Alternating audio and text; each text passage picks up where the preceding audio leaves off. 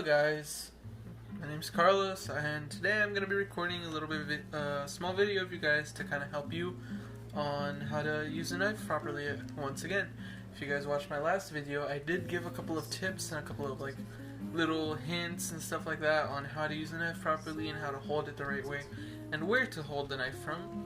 Just, just the general stuff, but today I'm just going to be going just a tiny bit more in detail. So first we're going to start off with, our platform in which we're going to be cutting our products. Today we're going to be cutting a cucumber, and it's just going to be a cutting board, just a normal cutting board. And you see, usually if we were in like a professional restaurant or like some sort of cook, like some industry, we would have like a placemat, a rubber placemat, so that the board doesn't slide around. But since I'm at home and I currently don't own one, well, we're just going to be having to be as careful as we possibly can, and we're just going to put it on an extremely flat surface, which happens to be this little desk thing, and we're going to be cutting our product there. So first we're going to get our board, and we're going to get our knives, which, since it's this size, it's more or less that size. You can choose to either use just a tiny knife, just a tiny paring knife. You can choose to use a simple, just medium-sized knife, probably I'd say that one's pretty good, that one could do pretty good. Or if you're comfortable enough, you can use just a big chef's knife, just a simple one. Little face reveal right there, don't mind that. And, it's just up to you. I'm gonna start off with the chef's knife, but I will be moving on to the other smaller ones. It just depends on what I feel more comfortable with and what types of cuts we're doing today. Okay, so some little unspoken rules before we actually start is you never want to just be waving your knife in the air. So you never want to just I'm talking right now, I'm just having my knife like that, because that is a safety hazard and that is not, so it's not good. Instead, you want to have it with the blade faced either away from you or towards you, as long as you know where your knife is at all times. And you want to have it either just beside you, or you want to have it on your plate if you're planning to grab it. Just be careful with the other hand, and you just don't want to be waving it around. Okay, and for our next thing, another little thing is that you always want to have your knives clean. See how this one's a little bit stained? Those are water stains, but either way, we are going to be rinsing and just washing this one in general, so I'll be right back. Alright, here we go, much bigger, and it is, our chef's knife that we're going to be using. Another thing that we want to do is we do want to wash our product before using it, so I'm going to set my knife down, and I'm just going to go ahead and wash it. Alright, so there we go. Our product has now been washed, and it hasn't been dried, it's just been kind of, washed. And so now we're going to start slicing. So essentially, when you want to slice, usually what people do is they grab this and they focus on the knife and they move their fingers. What happens with this is you could be focused on this one and not even realize you're about to cut your thumb off. So instead, what you want to do is something that we like to call bear claw, which is just holding it like this. Hold your fingers like this, so that the knife can go right up against it and slice down. For example, I'm going to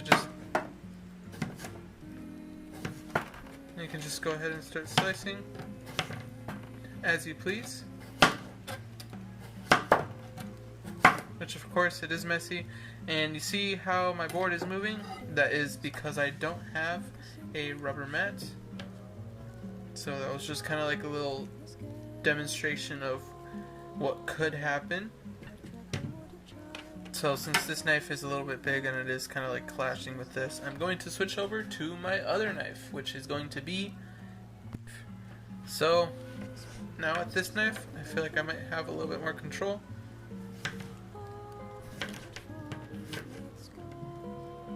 And sure enough, be sure to clear out your product if it gets in the way.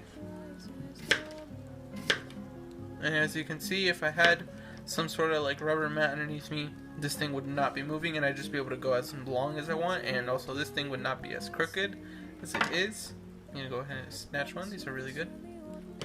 Okay, another thing is, when it comes to cutting stuff up, I know you might want to like go as fast as you see like chefs on other shows do. Like for example, let me just like rough chop for you guys. Just like randomly, just you might want to do that. And this is actually very dangerous. One, you didn't actually cut anything, kind of just went wild on it. And you didn't even cut all the way off.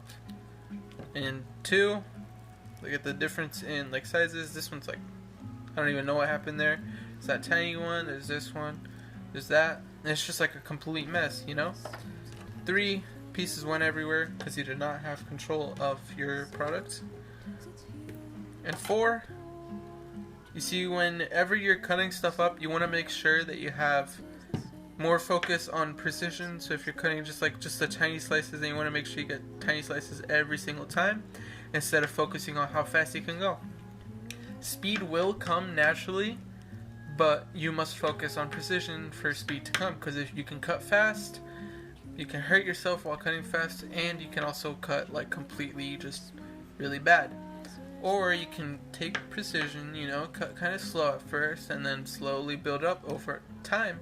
It could take years, it could take months, it could take days. It just depends. Another thing that you want to make sure is that you always have your knife sharpened. As a point that I made in the other video, if you have a sharp knife and you get cut, it will actually do less damage than if you have a dull knife. The reason why, once again, is because if you cut yourself with a sharp knife, the cut will just come right clean, and you'll just have like a line that you can just put a band-aid on and it'll heal it over days. It's happened to me plenty of times before. But if you have a dull knife, it will tear your skin while it's cutting, and it will make your skin kind of like have a more dangerous wound. It could be more prone to like infections and stuff like that. It just really depends. And another thing is that you always want to hold your knife in your dominant hand. So like if you're carrying stuff, you can use your dominant hand to lift things, but you want to hold your knife in your dominant hand. So if anything like that happens, you've noticed how my dominant hand reacted to put it away from me. Instead of like my non-dominant hand, I would have like been more focused on catching the cucumber instead of like actually like putting it away from me. That's why we want to keep it in our dominant hand. And well, whenever you're like cutting and slicing things up, you can start off by like leveling it out. So as you can see right now, I'm just gonna level it out real quick. There you go. You want to just